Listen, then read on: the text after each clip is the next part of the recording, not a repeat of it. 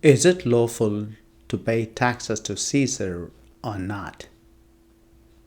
God and country.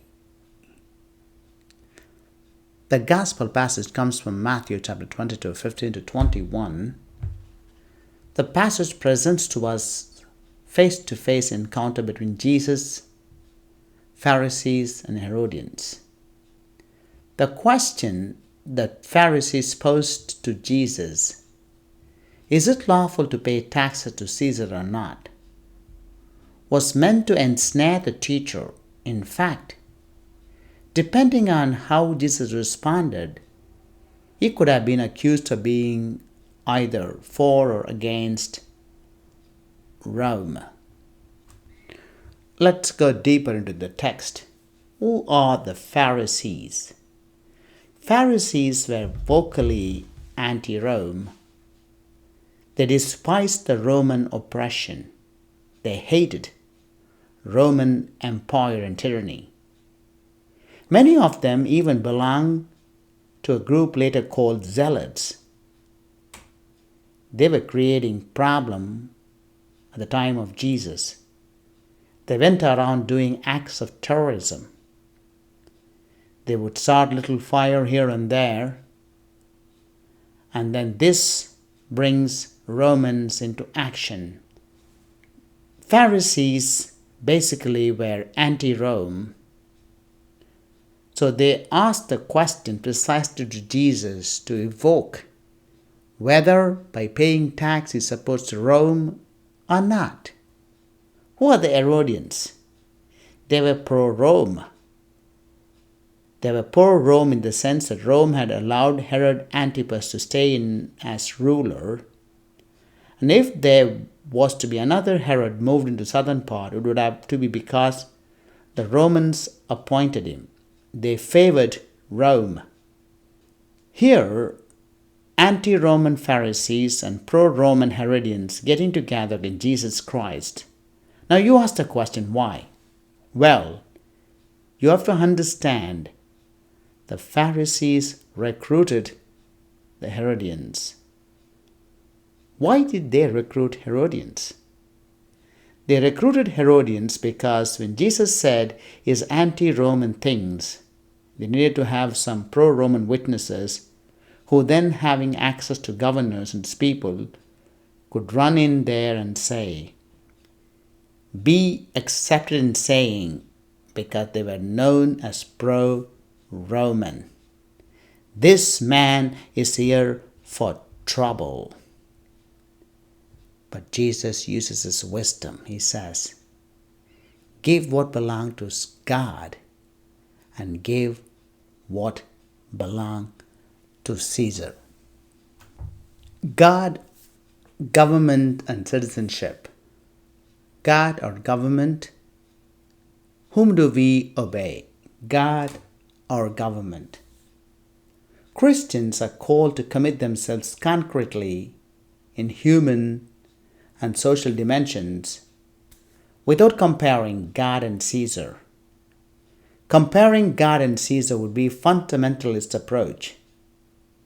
We Christians are called to commit ourselves concretely in the earthly realities, but illuminating them with the light that comes from God.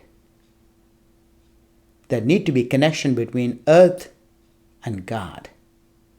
The primary entrustment to God and hope in Him do not imply running away from the reality, but rather the diligent rendering to God and that which belongs to Him.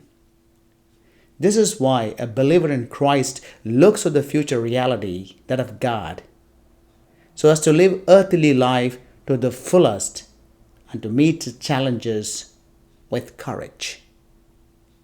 We need God, we need government, and we have to pay the taxes in order to be good citizens, because by paying taxes to country, state, and the community, we built up the infrastructure. At the same time, it gives us the responsibility of being earthly citizen. At the same time, by being connected to God, we also become the citizens of heaven. Jesus tells us that we must repay to God what belongs to God, but everything belongs to God. How much do we owe? The tribute to Caesar must be paid because his image is on the coin, but the human being, every person, carries in him or herself another image, that of God. Therefore it is to him and to him alone that each one owes his or her own existence.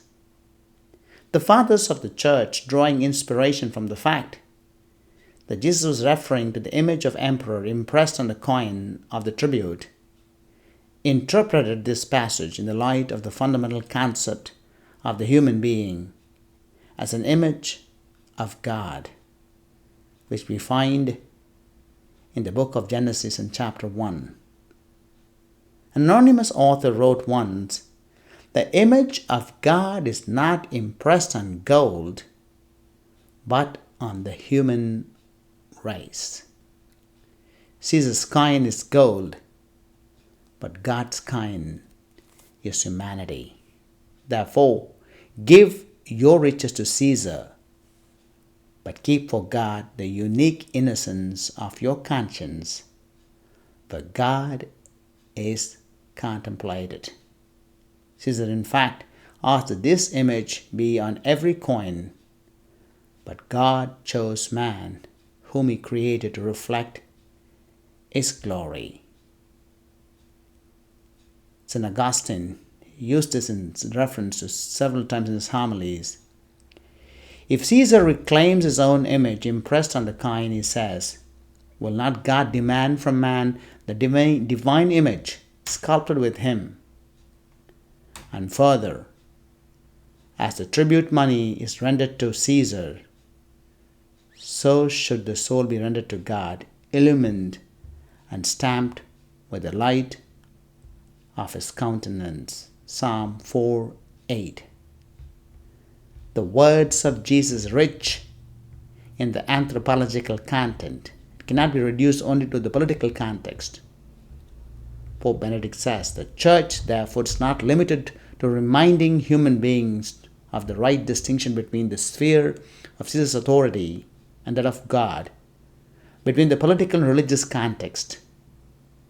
The mission of the Church, like that of Christ, is essentially to speak of God, to remember his sovereignty, to remind all, especially Christians who have lost their own identity, of the right of God to what belongs to him, that is, our life. Is it lawful to pay taxes to Caesar or not? God, government, and citizenship. Jesus tells us that we must repay to God what belongs to God, but everything belongs to God.